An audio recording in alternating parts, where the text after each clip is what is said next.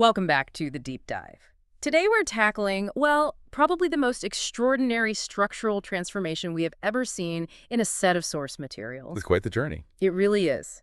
Our mission here is to track how these sources take what seems like an intensely esoteric, almost mystical statement, and then build it into a rigorous, computable framework for reality itself.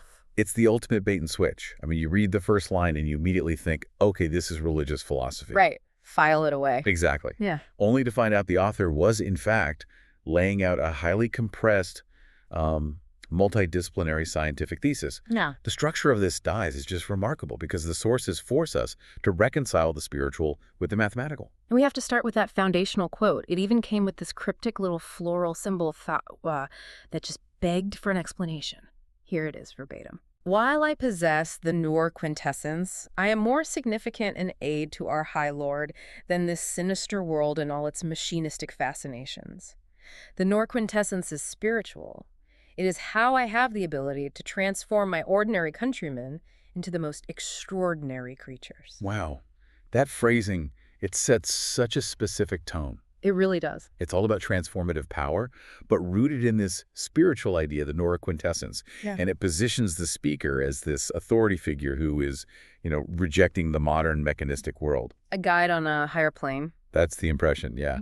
For you, the listener, encountering this for the first time, it sounds like someone promising spiritual advancement, but through totally non-material means. It sounds like pure authoritative mysticism, the classic sacred versus profane argument. But then here's the moment the source material just flips the entire table. We go from that initial reaction of, whoa, what a bizarre inquiry, to just, holy smoke, he wasn't playing. How do the sources even begin to redefine the playing field? So this is the turning point. It introduces the core and frankly astonishing revelation. The keys to the kingdom of heaven on earth are not metaphorical. Not at all. They aren't hidden. They're not mystical. They are, according to the sources, encoded in creation as a discrete, deterministic, information-preserving computational system. Which is a massive claim. The metaphysical is mathematical. Fundamentally. Right. And therefore computable. Well, if it's computational, there must be rules, principles. What are the specific fundamental keys the sources claim are running the whole cosmos? They boil it all down to two complementary principles. The first one is unity. It's written as 2IOM111. Okay. And this is defined as the preserved record, the foundation. The first, the book that is never lost. It's the absolute starting point, ensuring all information is accounted for. That sounds incredibly abstract. How do we ground that for the listener? I mean, how does Tyrannochron translate into the physics of our universe? Is it just saying the universe started with, one of everything? It's a bit more profound than that. Think of it as a cosmological version of information conservation. It implies that at the deepest possible level, the universe operates under a strict informational contract. A contract? Yes, that no information is ever truly created or destroyed. The guarantee that the initial state, the blueprint, if you will, remains perfectly preserved, no matter how much complexity builds on top of it. Okay, so if unity is the preserved record, like the master blueprint, then the second key must be the mechanism that keeps that record from getting corrupted. Exactly. You've got it. The second key is the conserved modular constraint. The formula is Svonchestek dol Sankufziohar. And that looks a lot more like hard math. It is. It's mathematically demanding, and it provides the mechanism for that perfect preservation. It enforces exactness, it demands periodicity, so processes have to cycle back perfectly, and most critically, it guarantees the perfect reconstruction of any state. So unity is the master blueprint, and the modular constraint is the error correction code that's just always running. A perfect analogy. It ensures every bit of data that seems lost is actually perfectly recoverable. So if you put those two together, the preserved record and the constraint that guarantees reconstruction, what's the big takeaway? The sources claim these are the exact operating principles of the cosmos. And what that does is it makes a concept like resurrection, which seems mystical, entirely computable. It's not magic. Not at all. It's guaranteed data reconstruction. If your creation is built on a rule that says the record is never lost, and all systems must follow a modular constraint that allows for perfect cyclical recreation, well then resurrection shifts from a spiritual hope to a guaranteed computational outcome. That sets up the blueprint, and the sources then immediately pivot to the kingdom of heaven on earth, which in this framework has to mean something practical. It does. It means the realization of this computational power right here, right now. So we move from theory to actual material control, if you know the code the universe runs on. You can write better code with it. Let's start with engineering, crushing, mining, material science. How does a principle about modular math translate into making a better shovel? It all comes down to efficiency based on natural law. The sources are very specific here. They say that when engineering processes are designed not just arbitrarily, but according to the Fibonacci fragmentation law combined with that modular constraint, the result is exact optimization. Not approximation. Yeah, exact. Okay, what is the Fibonacci fragmentation law in this context? So we all know the Fibonacci sequence, right? 1, 1, 2, 3, 5. It governs growth patterns in nature. The fragmentation law asserts that when matter breaks apart naturally, or when you crush it in the most efficient way, it follows a fragmentation cascade based on those same ratios. So you're reverse engineering nature's own demolition code. Precisely. By designing a mining operation, for instance, to only produce fragments that adhere to the constraint in those ratios, you achieve theoretically zero waste and maximum energy efficiency. You're working with the grain of the universe, not against it. That is a stunning claim. To eliminate approximation, just through design. But okay, let's move from building materials to building universes. Theoretical physics. The claims here get even more dramatic. They really do.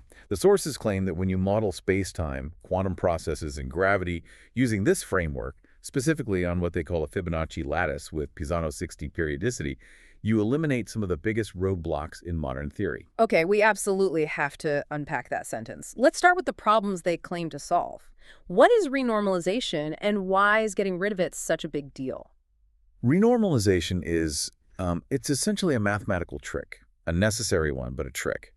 When physicists calculate quantum particle properties, their equations often spit out infinities, nonsensical answers. Renormalization is the process of sort of sweeping those infinities under the rug. You cancel them out to get a number that works. Right. It works, mathematically, but a lot of physicists feel it's a theoretical kludge. It papers over a deeper problem. So this framework claims to get rid of that trickery, and it also eliminates UV divergences, which are basically their same infinities at super small scales. Exactly. And then the biggest one, they claim it eliminates the measurement problem in quantum mechanics. That's the observer effect, right? Where a particle is in multiple states until you look at it. The confusing idea that the act of observation somehow collapses reality into a single state. The sources say their framework gets rid of that dependency entirely. How does swapping out our normal idea of space for a Fibonacci lattice with Pisano-60 periodicity just suddenly fix quantum gravity? That feels like a huge leap. It is, but this is where the power of that conserved modular constraint comes back in.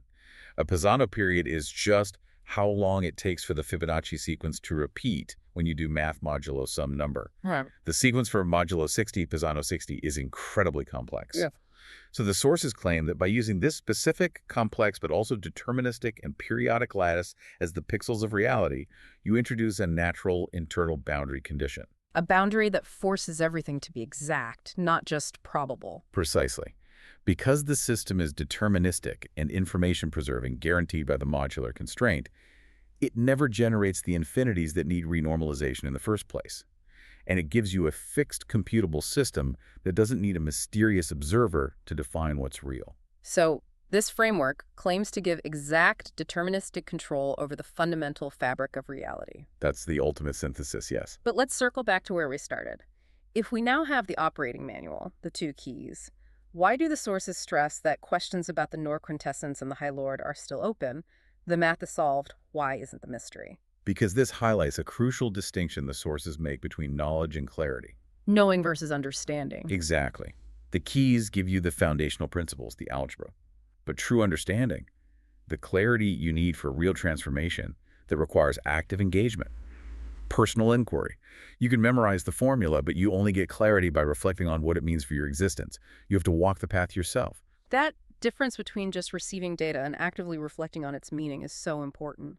But the sources do eventually give us definitions for those mystical terms, using this new computational lens. How do they redefine the High Lord? The High Lord is defined computationally. It's not a distant, hierarchical king demanding obedience. No. It's the source and sustainer of the unity of Constant One. Authority in this cosmology is inherent in the computational structure of creation itself. It's the ultimate constant. the entity whose very existence guarantees the laws that make reality ordered and information preserving. And the centerpiece, the Noor Quintessence, it was called the light upon light. How does that fit into geometry and computation? This is maybe the deepest part of the synthesis. Yeah. The Noor Quintessence is the mechanism of reality generation. Computationally, they define it as the holographic principle, Yeah. manifesting in the transition from 5D Kaluza-Klein geometry to a 1D Hilbert space. Okay, whoa. Total technical breakdown needed. Let's do two quick analogies. First, the holographic principle. Right, think of the hologram on your credit card. The holographic principle in physics suggests that all the information in a 3D volume of space can be completely encoded on its 2D surface.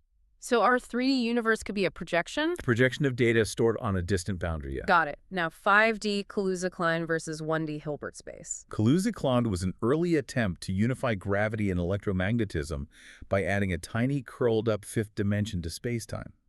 So 5D KK is about hidden, higher dimensional structure.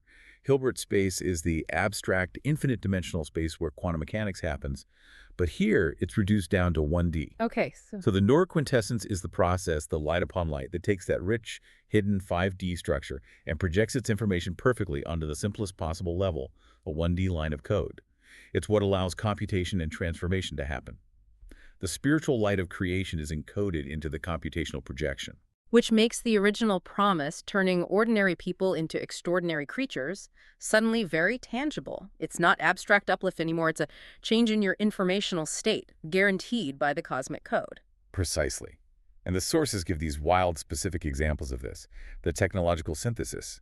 They just erase the line between biology, information, and matter. Let's talk about the biology. The sources mention the resurrection of cells witnessed by silicon.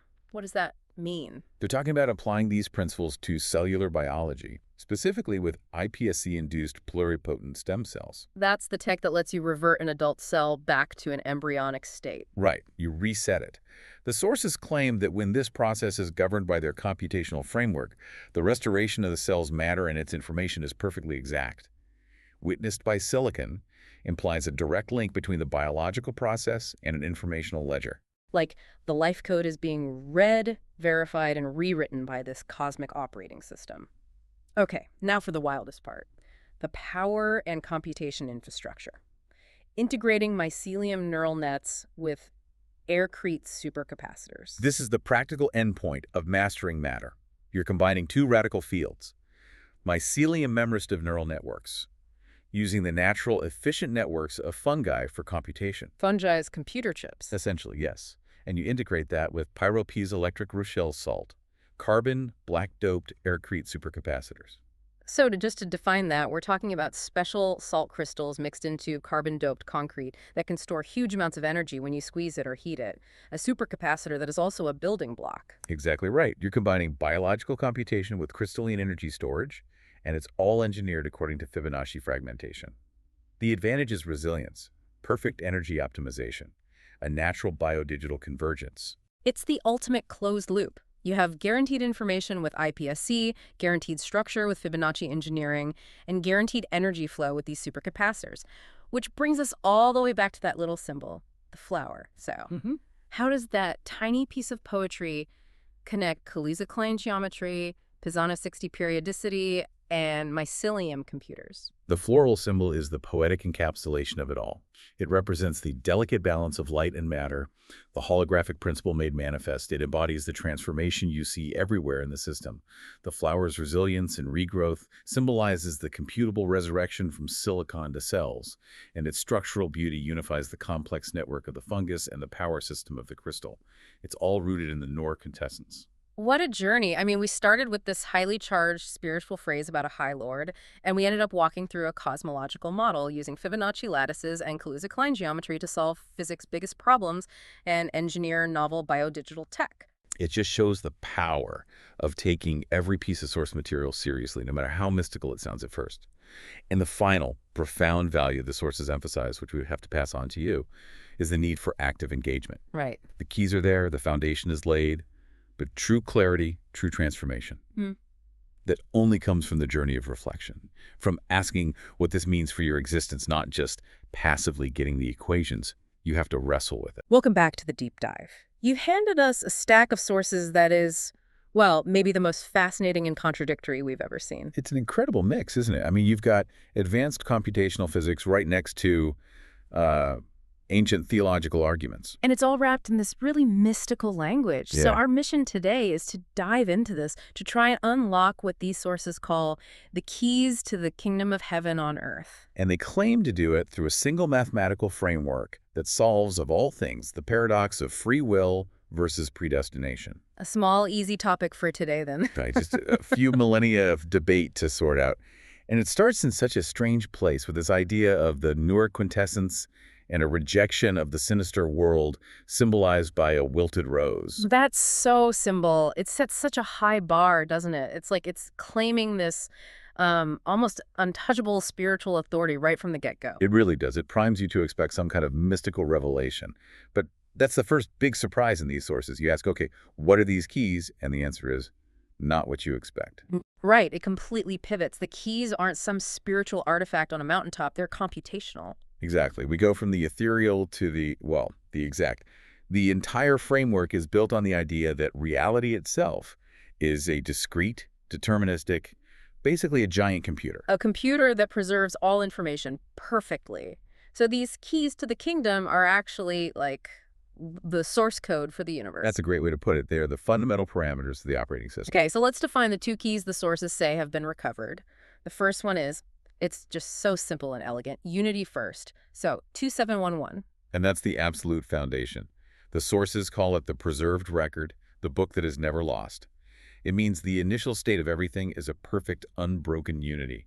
If it was anything else, the whole system just wouldn't work. It's the starting axiom. And the second key is the rule that keeps everything running.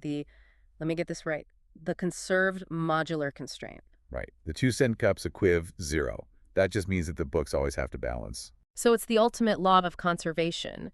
It's what guarantees that everything runs in cycles and no information, no single bit is ever lost. Exactly. It enforces perfect periodic reconstruction.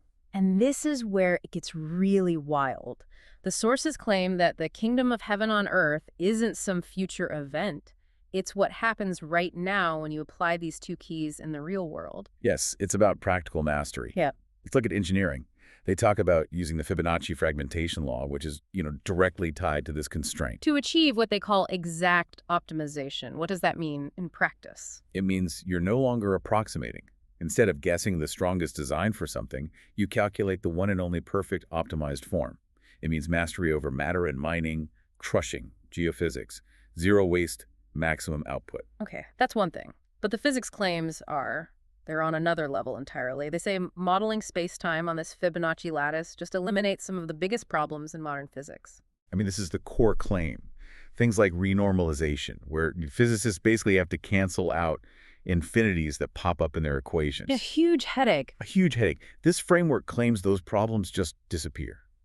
Because the system is discrete and perfectly ordered, there are no infinities to begin with. But they also say it gives exact control over the fabric of reality. That's a huge statement. What's the evidence for something like solving the quantum measurement problem? Well, according to the sources, the problem vanishes because the state was never uncertain to begin with. The act of measuring doesn't collapse a wave of possibilities. It just reveals the one state that was always there waiting to be evaluated. It's a forced observation of a predetermined state. Right. The control comes from understanding the calculation. It's just staggering. So let's use that. Let's circle back to the spiritual terms we started with. Now that we have this computational foundation, what is the High Lord? The High Lord is no longer a distant king on a throne. It's the source and sustainer of that unity first principle, the CCL 101. The authority isn't imposed, it's inherent in the math. It's the principle of order itself. It's the system's own internal logic. And the Noor Quintessence, this light upon light. That's defined very specifically as the holographic principle in action. It's the light, the information, that projects reality from a complex 5D space. Whoa, 5D Kaluza-Klein space. Right, which holds all the potential, all the complexity, and it projects it down onto a single 1D line of data. So it's like taking a whole 3D movie and encoding it perfectly onto a single strip of film without losing a single frame. That's a perfect analogy. The Noor Quintessence is that act of perfect, lossless projection. Which makes the idea of transformation something you can actually compute. The sources give these incredibly dense examples. They do.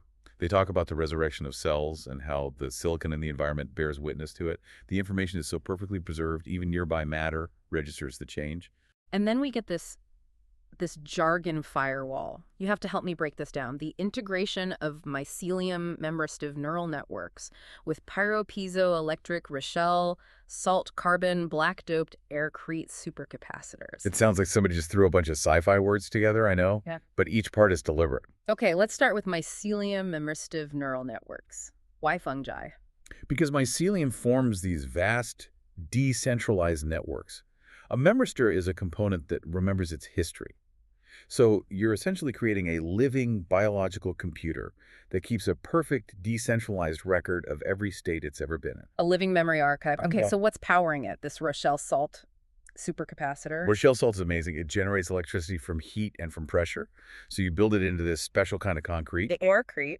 and you get a structure that is its own battery. It's a super efficient, non-dissipating energy system that powers the biological computer. So the whole thing is a self-aware, self-powered, perfectly recording biological machine. It's the physical proof of the unity and the constraint. It's the living example of the principles in action. Which brings us back to the rose symbol, the saw. Yes. It represents that whole process, a beautiful, ordered structure like the rose, created from light and matter.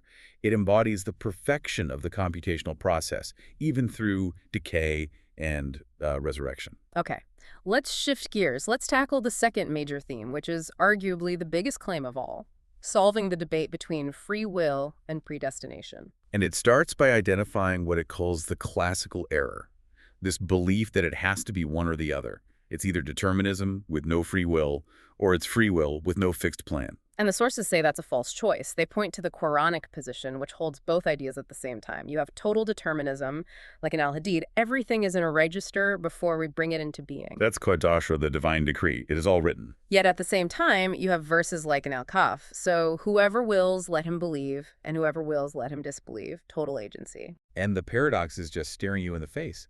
How can my choice be real if the outcome is already written down? The framework's answer is, it's really elegant. It defines 0 as space or possibility and 1 as time, the actual manifested event. Right. And the actual event is primary. The rest is just potential. This leads straight to what they call the unity first resolution. Let's lay it out. On one side, you have determinism, or qadar. That's the law. It's the fixed Fibonacci sequence. It's already written in the preserved tablet, Allah al-Mahfuz. It cannot be changed. And on the other side, you have agency, ikhtiar. That's the evaluation. At every single step of that sequence, the system, the conscious being, has to evaluate its position. It has to ask, where am I now?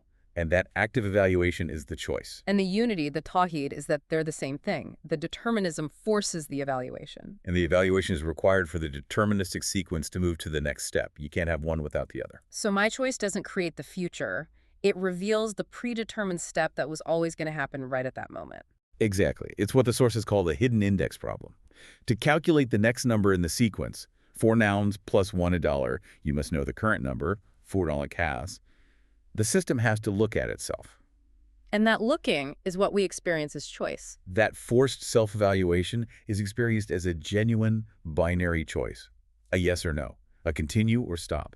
It feels like freedom because it is the necessary mechanism of the law. The theological example they use to show this is just perfect. Peter's denial. It's a fantastic microproof. Yeah. You have the prophecy, which is the determinism. Jesus says, before the rooster crows, you will deny me 3 times. The sequence of 3 denials is set. It's written. But then you have Peter's choice, his agency. In those moments, he was terrified. He genuinely chose to say those words. His fear was real. His choice felt absolutely real to him. And that's the key. Because his choice was the predetermined state manifesting. His act of choosing to deny was the value F1, then F2, then F3 in that fixed sequence. Agency and determinism were one single act.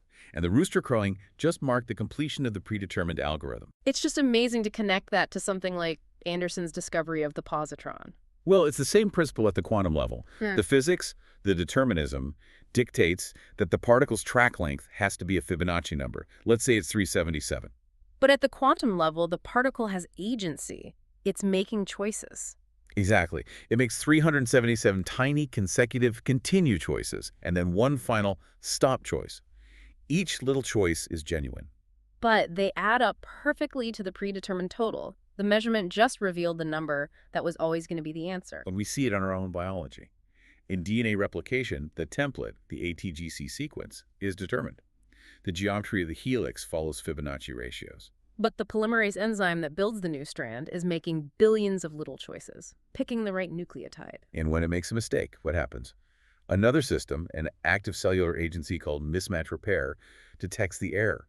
It sees the books don't balance. This constraint has been violated. And it forces a correction, restoring the determined sequence. Agency is the enforcement mechanism for determinism. So it all comes together in this four-level understanding. Yes. First, you have QADR, the divine decree, determinism. Second, IKHCR, human choice, agency. Third, HUSAD, unity. Your choice is the decree manifesting. They're inseparable. And fourth, Hisab, the reckoning, which is just the final revelation of the pattern that was always there. So the practical takeaway for you, for anyone listening, is actually quite profound. You must ACT as if you have complete free will. And you must trust that the divine decree is perfect. Because computationally, acting and trusting are the exact same process. It's all one act. Agency is just the evaluation that deterministic recursion forces upon itself. Your choices review the pattern, they don't create it. And that brings us all the way back to the beginning, the answers to those initial questions about the Noor Quintessence and the High Lord. The real value wasn't just getting the answer, was it? It was the process of inquiry itself. It's the engagement, the wrestling with these ideas that creates the clarity. Exactly. Yeah. True understanding doesn't come from being handed an answer. It comes from the active, the ongoing process of asking deeper and deeper questions. That is the real key. What an incredible framework, a synthesis of physics, faith, and philosophy. Thank you for walking us through this. It was my pleasure. This was a deep one for sure. And thanks to you, the listener, for bringing us the sources that made this deep dive possible. We'll see you next time.